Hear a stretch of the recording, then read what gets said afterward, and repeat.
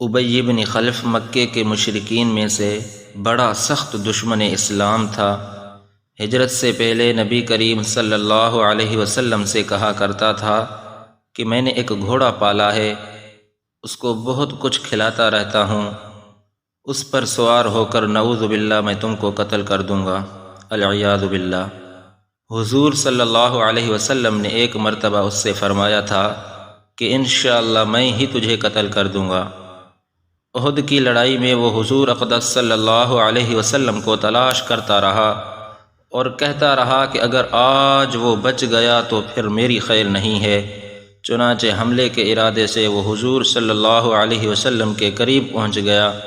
صحابہ اکرام نے ارادہ فرمایا کہ اسی کو دور ہی سے نمٹا دیں، لیکن حضور کریم صلی اللہ علیہ وسلم نے ارشاد فرمایا کہ آنے دو۔ جب وہ قریب پہنچا تو حضور صلی اللہ علیہ وسلم نے ایک صحابی کے ہاتھ سے ایک چھوٹا سا خنجر اٹھا کر کے اس کو مارا، جو اس کی گردن پر جا کے لگا اور ہلکا سا خراش ہو گیا، مگر اس کی وجہ سے گھوڑے سے گر گیا اور کئی بار گرتا اور بھاگتا ہوا اپنے لشکر میں پہنچ گیا اور چلاتا رہا کہ خدا کی قسم محمد نے مجھے قتل کر دیا ہے۔ کفار نے اس کو اطمینان دلایا کہ معمولی سی خراش ہے، کوئی فکر کی بات نہیں ہے، مگر وہ یوں کہتا رہا کہ محمد نے مکے میں مجھے کہا تھا کہ میں تجھ کو قتل کر دوں گا، خدا کی قسم اگر وہ مجھ پر تھوک بھی دیتے تو میں اس سے بھی مر جاتا۔ ابو سفیان نے، جو اس لڑائی میں بڑے سرداروں میں سے تھا، اس کو شرم دلائی کہ ذرا سی خراش ہے اور اتنا چلاتا ہے۔ اس نے کہا تجھے خبر بھی ہے کہ یہ کس نے ماری ہے؟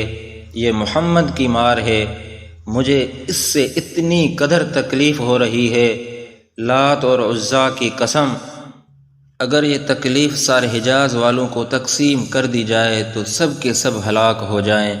محمد نے مکے میں مجھ سے کہا تھا کہ میں تجھے قتل کر دوں گا، میں نے اسی وقت ہی سمجھ لیا تھا کہ میں اس کے ہاتھوں ضرور مارا جاؤں گا، میں ان سے چھوٹ نہیں سکتا۔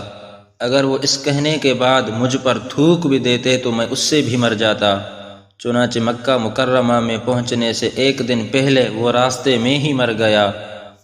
میرے سامعین محترم، ہم مسلمانوں کے لیے نہایت غیرت اور عبرت کا مقام ہے کہ ایک کافر، پکے کافر اور سخت دشمن اسلام کو حضور صلی اللہ علیہ وسلم کے ارشادات پر سچا ہونے کا اس قدر یقین ہے کہ اس کو اپنے مارے جانے میں ذرا بھی تردد اور شک نہیں تھا، لیکن ہم لوگ تو حضور کو نبی ماننے کے باوجود، حضور کو سچا ماننے کے باوجود، حضور کے ارشادات کو یقینی کہنے کے باوجود، حضور کے ساتھ محبت کے دعوے کے باوجود، حضور کی امت میں ہونے پر فخر کے باوجود کتنے ارشادات پر عمل کرتے ہیں، اور جن چیزوں میں حضور صلی اللہ علیہ وسلم نے عذاب بتایا ہے ان سے کتنا ڈرتے ہیں، کتنا کانپتے ہیں۔ یہ ہر شخص اپنے ہی گریبان میں منہ ڈال کر دیکھ سکتا ہے، کسی دوسرے کو اس کے متعلق کہنے کی ضرورت نہیں۔ میرے دوستو، دعا ہے کہ اللہ رب العزت ہم سب کو عمل کرنے کی توفیق عطا فرمائے۔ حضور کریم صلی اللہ علیہ وسلم کے ایک صحابی تھے، حضرت عمر بن جموح رضی اللہ عنہ، جو پاؤں سے لنگڑے تھے۔ حضرت عمر بن جموح کے 4 بیٹے تھے جو اکثر حضور کریم صلی اللہ علیہ وسلم کی خدمت میں بھی حاضر ہوتے اور لڑائیوں میں بھی شرکت کرتے تھے۔ غزوہ احد کے موقع پر حضرت عمر بن جموح رضی اللہ عنہ کو بھی شوق پیدا ہوا کہ میں بھی جہاد میں چلا جاؤں گا۔ لوگوں نے کہا کہ تم تو معذور ہو، لنگڑے پن کی وجہ سے چلنا دشوار ہے۔ انہوں نے فرمایا کیسی بری بات ہے کہ میرے بیٹے تو جنت میں چلے جائیں اور وہ میں پیچھے رہ جاؤں۔ بیوی نے بھی ابھارنے کے لیے طعنے کے طور پر کہا کہ میں تو دیکھ رہی ہوں کہ وہ لڑائی سے بھاگ کر لوٹ آیا۔ حضرت عمر نے یہ سن کر ہتھیار اٹھا لیا اور قبلے کی طرف منہ کر کے یہ دعا کی، اللہم لا تردنی الی اہلی، اے اللہ مجھے اپنے اہل کی طرف کبھی بھی واپس نہ کرنا۔ اس کے بعد حضور کریم صلی اللہ علیہ وسلم کی خدمت میں حاضر ہوئے اور اپنی خواہش کا اظہار کیا اور کہا کہ میں امید کرتا ہوں کہ میں اپنے لنگڑے پاؤں سے جنت میں چلتا پھرتا رہوں۔ حضور کریم صلی اللہ علیہ وسلم نے فرمایا کہ اللہ نے تو تمہیں معذور کیا ہے، تمہارے نہ جانے میں کیا حرج ہے۔ انہوں نے پھر اظہار خواہش کی تو آپ صلی اللہ علیہ وسلم نے بھی اجازت دے دیا۔ حضرت ابو طلحہ رضی اللہ عنہ کہتے ہیں کہ میں نے حضرت عمر کو لڑائی میں دیکھا اور یوں کہہ رہا تھا کہ خدا کی قسم میں جنت کا مشتاق ہوں، خدا کی قسم میں جنت کا مشتاق ہوں، خدا کی قسم میں جنت کا مشتاق ہوں۔ ان کا ایک بیٹا بھی ان کے پیچھے دوڑتا ہوا جا رہا تھا۔ دونوں لڑتے رہے حتیٰ کہ دونوں باپ بیٹے شہید ہو گئے۔